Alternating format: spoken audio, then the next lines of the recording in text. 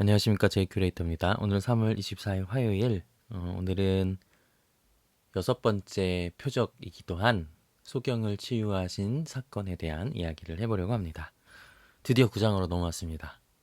9장은 그렇게 길지 않아요.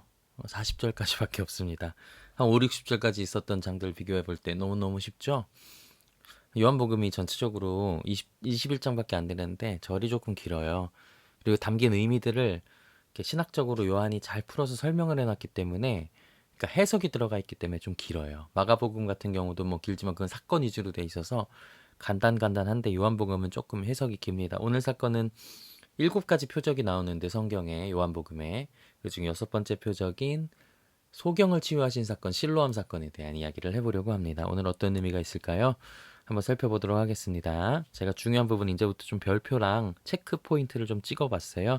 여러분 보시고 여러분도 한번 큐티 하시면서 이렇게 체크 포인트 찍어보시면 어떨까요? 이런 식으로 그러면서 한번 비교해보는 것도 좋을 것 같아요. 자, 예수께서 길을 가실 때 날 때부터 맹인된 사람을 보신지라. 맹인을 보셨죠.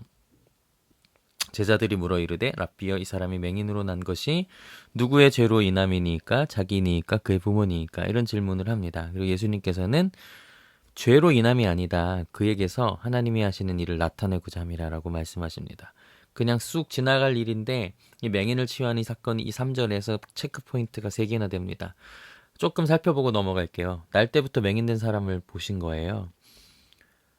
누가, 어떤 사람이 어떤 관심사를 가지냐에 따라 보는 사람이 달라지고 보는 풍경이 달라집니다.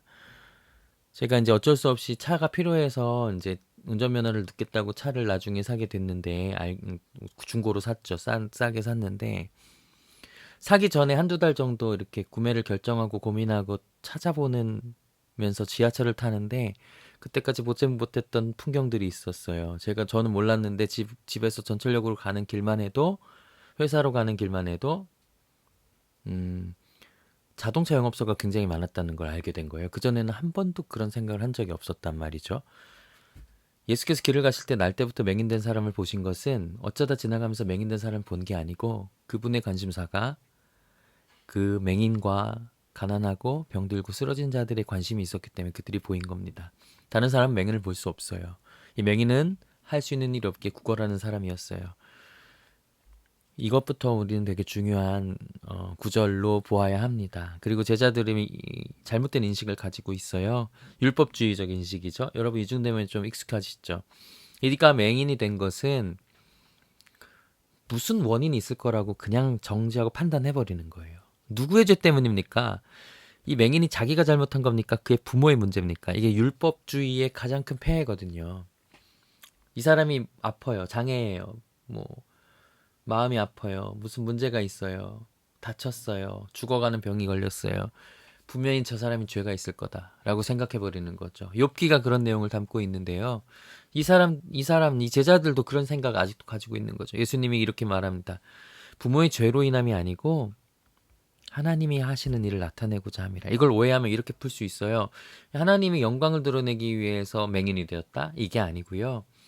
맹인이 된 이후 순간에서 하나님은 그를 통하여 그의 일을 드러내실 수 있는 기대함을 이 맹인에게도 있고, 맹인을 충분히 이 맹인이 되었다고 하나님의 영광을 못 드러내는 존재가 아니라는 것을 예수님 보여주고 싶었던 거죠. 조건과 상황이 아니라는 거예요. 어떤 존재든 하나님이 하시는 일을 드러낼 존재다. 이 존재는 귀한 존재다라는 이야기를 하고 싶었던 것이죠. 그리고 나서 예수님께서는 때가 아직 낯이다 이렇게 얘기해 놓고, 내가 세상에 있는 동안은 낯이다, 세상의 빛이로다, 이렇게 이야기하시고요. 그를 치유하십니다. 어떻게 치유하시냐면 땅에 침을 뱉어 진흙을 이겨서 그의 눈에 바르시는 거죠. 굉장히 특이한 행동인데, 예수님 보통 말씀으로 치유하시는데 이 행동을 하시고 어디로 보내시냐면 성전 근처에 있는 실로암 못에 보내시거든요. 이 실로암이라는 뜻은 보냄을 받았다라는 뜻이에요. 여기도 체크 포인트가 있죠. 이게 왜 중요하냐면 실로암이 보냄을 받았다는 뜻인데, 하나님의 보냄을 받은 자는 누구죠? 바로 예수님이잖아요. 그러니까 결국 이 말을 좀 깊게 살펴보면 예수님으로 갔다는 거죠. 이 맹인이 예수님을 만났다는 의미이기도 합니다. 보냄을 받은 자에게로 가서 진흙을 씻으니 눈이 밝아져서 돌아왔다는 것은 세상의 빛이신 예수님에게로 온 한 맹인의 근본적인 치유가 일어났다는 거죠. 이런 사람들을 위해 예수님이 이 땅에 오셨고, 이 땅에 오는 동안 낮이다, 이렇게 표현하면 돼요. 이 낮은 이제 어둠이랑 반대되는 이야기죠. 그리고 사람들이 놀라요. 어휴, 저 사람 구걸하던 사람 아니야? 그런데 구절 보면 어떤 사람은 그 사람이라고, 어떤 사람은 아니라고 하고. 왜 그럴까요? 이것도 선입견과 인식이에요. 절대로 날 수 없다고 생각하는 거죠. 물론 그 사람은 죄를 지었을 거야. 물론 문제가 있을 거야. 절대 나을 수 없어. 라고 생각했을 겁니다. 그래서 물어보는 거예요. 어떻게 내 눈이 떠졌냐? 그래서 예수라고 하는 분이 진흙을 이겨내서 나로 실로암에 가로 사실, 팩트를 말해줍니다. 내일 우리가 다루겠지만 이날은 언제라고요? 안식일이에요. 예수님 안식일 그냥 지나치지 않으세요. 그는 제일 싫어하는 사람들은 안식일에 무슨 일을 하는 사람 제일 싫어하는 바리새인들이 다음 날에 등장합니다.